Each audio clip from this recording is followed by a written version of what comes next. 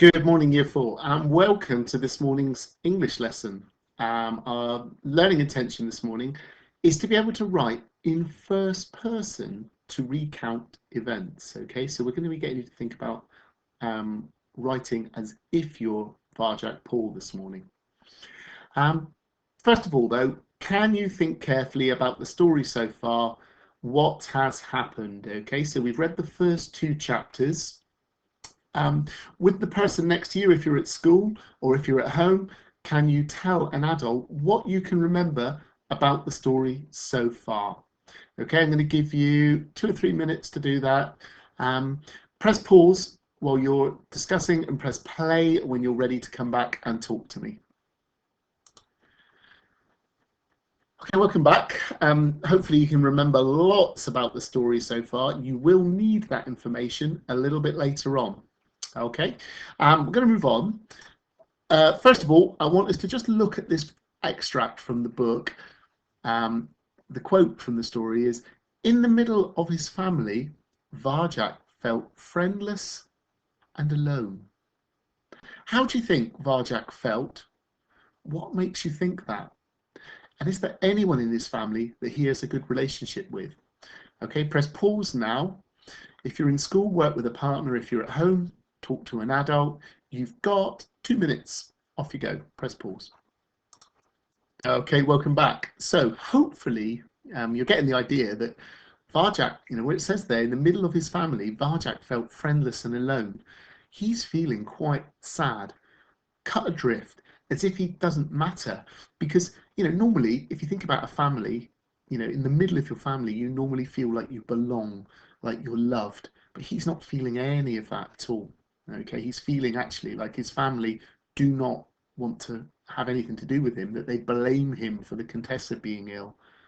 Okay, and he's not really enjoying that. They also make him feel a bit of an outcast because he has different colour eyes from the rest of them, and that he wants to go and hunt and play in the garden, and they really think that's disgusting. As far as they're concerned, he needs to be clean, neat, tidy, and living indoors, not an outdoors cat. The last question there, is there anyone in his family that he has a good relationship with? Well, hopefully, you might have said the elder Paul. This is the oldest member of the family, the head of the family. He's quite kind to Varjak, and Varjak is really interested in the stories about their ancestor Jalal, and the elder Paul is keen to share those ideas with him and those stories with him. So he is somebody that he does have a good relationship with. Okay, so I've written a waggle this morning. If you think back to our learning intention, at the beginning of the lesson, I wanted you to write from Varjak's viewpoint. I wanted you to write the story so far as if you were Varjak Paul. So the first thing I want you to think about is this needs to be written in first person. Okay, that's the key thing this morning. You won't be using third person. You won't be using Varjak's name. You'll be using me, I, our, us, those sorts of words. Okay, words that are personal rather than writing it as if it's a story. So I should not see any Varjak names in here this morning, because you're going to be writing as if you're Varjak. But first of all, let's just read through together. So, why do they have to be so unkind to me all the time? Julius might be bigger and stronger than me, but he's nothing but a bully. I'm not going to have dinner with them. I couldn't face them all tonight, just because I don't want to be stuck here in this dust bowl for the rest of my life. I wonder whether I can still get outside. I'd love to see the flowers shimmering in the moonlight. Bang!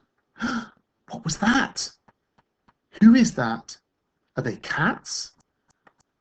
Who do they belong to? Where are they going? Why are they sitting on the stairs? They need to go. This is the Contessa's house. We live here, not you. I need to tell Mum and Dad about this. Wait, no, the elder Paul would be better. He'll know what to do. Quick, down to the kitchen. I need to get help. Mum, Dad, elder Paul, you need to see this. There are some strange cats in our house. Cats as black as coal. Why are you looking at me like that? Don't you believe me? So, first thing I want to just discuss with this, clearly you can see it's written in first person. We've got the me being used, I being used, I'd being used. One thing I would like to say is when you write this morning, when you're using the word I in the middle of a sentence, please make sure it's a capital letter. Okay, I don't want to see any lowercase i's. All right. Paragraphs are being used. Okay, as well. So there's lots of year 4 objectives you can see already, and I'm going to give you a chance to have a little look at that in a moment. So very quickly, are there any things there that we've used so far this year that you can identify? Things that we've used in terms of year 4 writing objectives. I'm going to give you probably 5 minutes, just have a look at it with a partner or with an adult, and then I want you to come back and we'll move on. So as many of the year 4 objectives as we can. Press pause now. Okay, as I mentioned earlier on, we've got paragraphing, which is year 4 objective. In the first sentence here, you can see that I've asked a rhetorical question, and there are quite a few rhetorical questions dotted through this. Okay, remember, a rhetorical question are questions that don't necessarily need an answer. So Varjak's asking them, but he's not necessarily looking for an answer. I can also see, as I'm reading down through it, exclamation, but he's nothing but a bully. Okay, so that's something that he's saying. We've got exclamation here as well with bang. Now, those of you that might be able to remember from earlier on in the year, that is an onomatopoeic word as well. Onomatopoeia meant words that sound like you read them. So bang, it's a sound. It sounds the same as it reads. We've got again rhetorical questions here. And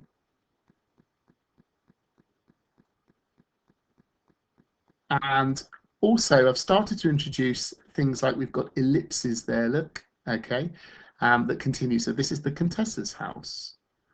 We live here, not you. And also I'm starting to think about using apostrophes. Now that's something we're going to be coming on to next week.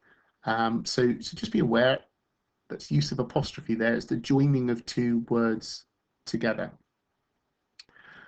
Other than that, what you don't have a great deal of in this, I haven't put masses of descriptive language in. There is a little up here. I'd love to see the flowers shimmering in the moonlight. That's quite a nice description, but I've deliberately tried not to have too much descriptive language. This is you writing a first-person account. You're writing it as if you're Varjak Paul. He wouldn't, if he was writing this, he wouldn't necessarily be writing about how beautiful the black cats were or anything like that. He is just trying to get people's attention. So actually how he's written it is quite informally. He's not written it in formal language, he's written it informally, as if he's talking to somebody, okay, that he knows. So in terms of your independent writing task this morning, I'm going to give you slightly longer than what we have done so far this week. I want you to write a first-person account of the opening of Varjak Paul.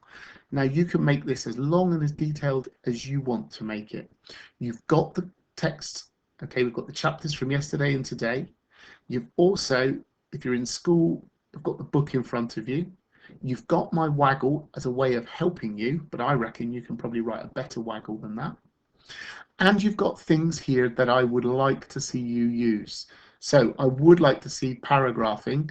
I would like to see first person language being used. Rhetorical questions, they were brilliant. They're great to use in first person writing. Exclamations, I've got their informal language. Write it as if you're Varjak, talking to a friend. It doesn't have to be formal. And also, if you do have Varjak speak, you must think about using the speech marks.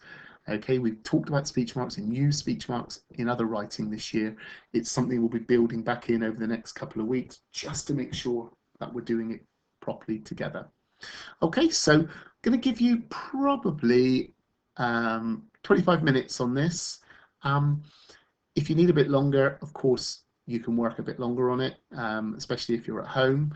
I am going to ask you to press pause while you're working and play when you're ready for the plenary at the end. Okay, so off you go. Start to write. Press pause now. Okay, welcome back. Hopefully you've written a lovely first-person account of your of the opening 2 chapters of Varjak Paul. For the plenary, a bit like yesterday, I'd like you to look back at your writing. Can you see where, whether you've used all of those Year 4 writing objectives that we targeted at the beginning? And don't forget to send myself and Miss Flukes a picture of your writing, either via email or on Teams. We really want to see these bits of writing. Okay.